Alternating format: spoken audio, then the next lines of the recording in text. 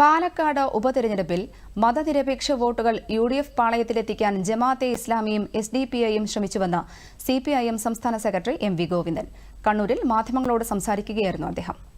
Palakkad LDF ശക്തമായ മത്സരം കാഴ്ചവെച്ചു. LDFന് അവിടെ നല്ല വിജയസാധ്യതയുണ്ടെന്നും MV ഗോവിന്ദൻ പറഞ്ഞു.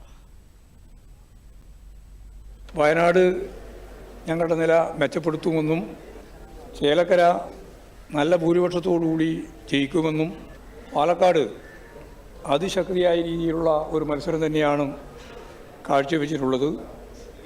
ഇടതുപക്ഷ ജനാധിപത്യ മുന്നണിക്ക് വിജയസാധ്യത 3-ാം സ്ഥാനത്താണ് നിലവിൽ ഉള്ളത്. അവിടെ വിജയസാധ്യത ഉണ്ട് എന്ന് തന്നെയാണ് ഞങ്ങൾ പ്രതീക്ഷിക്കുന്നത്.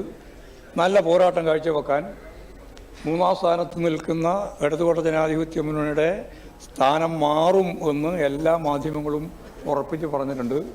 BJP 3-ാം സ്ഥാനത്തേക്ക് പോകുമെന്നുള്ള കാര്യത്തിന് യാതൊരു തർക്കമില്ല.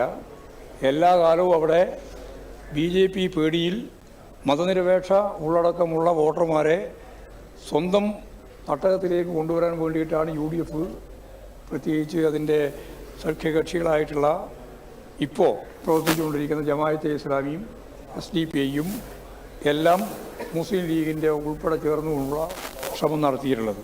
അത് ഇപ്രാവശ്യവും നടത്തിയിട്ടുണ്ട്.